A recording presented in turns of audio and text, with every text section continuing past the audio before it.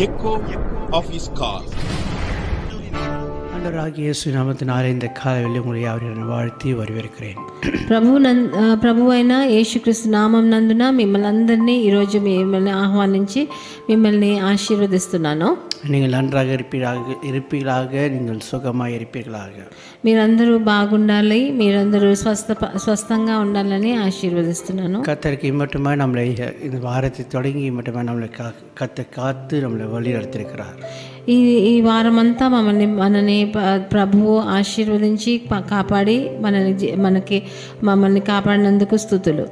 உங்களுக்கு இன்னொரு இந்த நாளிலையும் உங்களுக்கு ஒரு வசனத்தை நான் உங்களுக்கு ஞாபகப்படுத்தி நான் உங்களுக்காக ஜெபிக்க விரும்புகிறேன். మీకు ఒక వచనాన్ని గుర్తు చేసి ప్రార్థన చేయాలని ఆశిస్తున్నాను.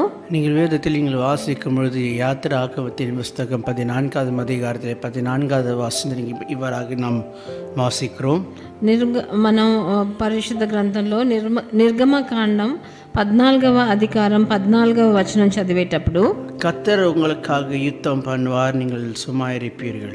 యెహోవా మీ పక్షమున యుద్ధము చేయును, మీరు ఊరకయే ఉండవలనని ప్రజలతో చెప్పను. இந்த முதல் பகுதியில் சொல்வது நீங்கள் கர்த்தர் உங்களுக்காக யுத்தம் பண்ணுவார் என்று சொல்லி, ఇక్కడ యెహోవా మీ పక్షమున యుద్ధము చేయును అని ఇక్కడ రాయబడి ఉన్నది. இந்த காலையில் நீங்கள் எந்த சூழ்நிலையில் போய்கொண்டு இருந்தாலும் சரி, మీరు ఈ ప్రొద్దుట వేళ ఎట్లాంటి పరిస్థితుల ద్వారా వెళుతున్నారో అది తెలియదు కానీ, எந்த போராட்டமான சூழ்நிலையில் போய்கொண்டிருந்தாலும் சரி, మీరు ఎట్లాంటి పోరాటమైన పరిస్థితుల్లో వెళ్ళినా కూడా, உங்களால் யுத்தம் பண்ண முடியாத சூழ்நிலைகள் இருந்தாலும் சரி, మీరు యుద్ధం చేయలేని పరిస్థితిలో ఉన్నా కూడా, வேதத்தில் கர்த்தருடைய வார்த்தை சொல்லி கர்த்தர் உங்களுக்காக யுத்தம் பண்ணுவார் என்று சொல்லி, కానీ పరిశుద్ధ గ్రంథంలో చెప్పబడింది యెహోవా మీ పక్షమున ఉండి మీకోసం యుద్ధం చేస్తాడని. நீங்கள் சங்கீதங்களின் புஸ்தகம் 46ஆம் சங்கீதத்தின் 10வது வசனத்தை வாசிக்கும் பொழுது வேதம் இவ்வாறாக சொல்கிறது. మీరు కీర్తనల గ్రంథం 46వ అధికారం 10వ వచనం చదివినప్పుడు ఇలా సెలవిస్తుంది, நீங்கள் అమర్ந்திருந்து நீங்கள் சும்மா இருப்பீர்கள், கர்த்தர் உங்களுக்காக யாவற்றையும் செய்வார் என்று சொல்லி. మీరు ఊరికే ఉంటారు, మీరు కానీ ప్రభువు మీకోసం యుద్ధం చేస్తాడని అక్కడ ఇవ్వబడి ఉన్నది. நானே தேவன் என்று சொல்லி நீங்கள் அறிந்து கொள்வீர்கள் என்று சொல்லி வேதத்தில் நாம் வாசிக்கிறோம். నేనే దేవుడినని తెలుసుకొనుడి అని ఆ వచనంలో రాయబడి ఉన్నది. ஆகையால் நீங்கள் அமர்ந்திருந்து நீங்கள் கர்த்தருடைய சமூகத்தில் நீங்கள் அமர்ந்திருப்பீர்கள் இருக்கும் பொழுது நான் சொல்வேன், கர்த்தர் உங்களுக்காக யுத்தங்களை பண்ணுகிற தேவனாக இருக்கிறார். మీరు ప్రభు సన్నిధిలో ఊరికే ఉంటే కూడా ఆయన మీ పక్షమున ఉండి మీకోసం యుద్ధం చేసే ప్రభుగా ఉన్నాడు. நீங்கள் நினைக்கிற காரியத்தை ஆண்டு முடித்து கொடுக்கிற தேவன் நன்றான பெரிய தேவனாக இருக்கிறார். మీరు ఏది ఆలోచిస్తున్నారో అవన్నిటినీ పూర్తిగా సంపూర్తిగా చేసి మిమ్మల్ని ఆశీర్వదించే ప్రభుగా ఉన్నాడు. நீங்கள் எஸ்தரின் புஸ்தகத்தை 9வது அதிகாரத்தில் வாசிக்கும் பொழுது 1ஆம் வசனம் வாசிக்கும் பொழுது கடைசி வசனம் இப்படியாக சொல்லுகிறது, காரியம் மாறுதலாய் முடிந்தது என்று சொல்லி வாசிக்கிறோம். ఎస్తర్ పత్రికలో 9వ అధికారంలో 1వ వచనంలో రాయబడి ఉన్నది, కార్యం మార్పుగా జరిగింది అని రాయబడి ఉన్నది. முடிந்தது என்று நினைத்த நேரத்தில் கர்த்தர் ஒரு புதிய துவக்கத்தை ஆண்டவர் ஆரம்பித்து கொடுத்தார். ఏది ముగిసిపోతుందో అని వాళ్ళు ఆలోచించేటప్పుడు ఒక కొత్త తరుణాన్ని వాళ్ళకి కొత్త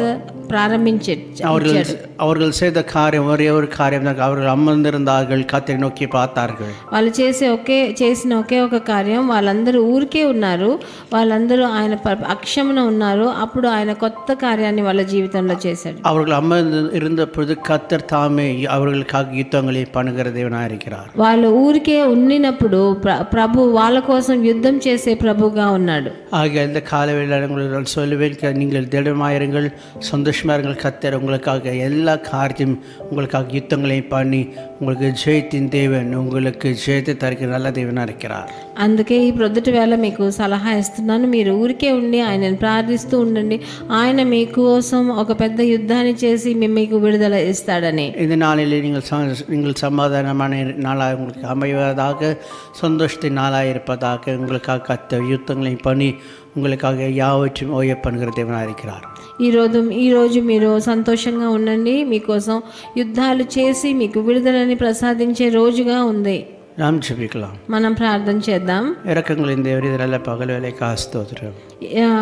దయగల ప్రభువా, ఈ ప్రొద్దుటి వేళ మీకు స్తుతులు వందనాలు. நீர் எங்களுக்காக யுத்தங்களை பண்ணி நீர் எங்களுக்காக நீர் யாவற்றையும் செய்து முடிக்கிற தயவுகளுக்கு ஸ்தோத்திரம். మీరు మా కోసం యుద్ధం చేసి, మా పక్షమున యుద్ధం చేసి, మా కోసం అన్నిటినీ సంపూర్తిగా చేసి ఇచ్చే దేవుడుగా ఉన్నందు బట్టి మీకు స్తుతులు.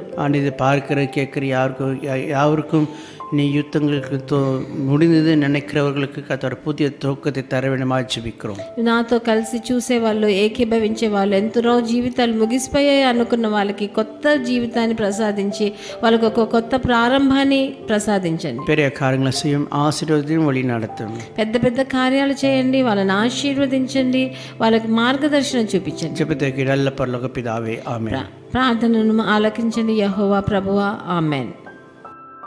His Call Ministries, 10 Muhammad Abdullah 2nd Street, opposite International Cricket Stadium, Chepauk, Chennai 600005, India.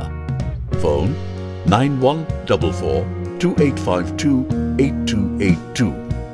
Mobile phone and WhatsApp 919841271858. Email sam@echoofhiscall.org. Website www.echoofhiscall.org. God bless you.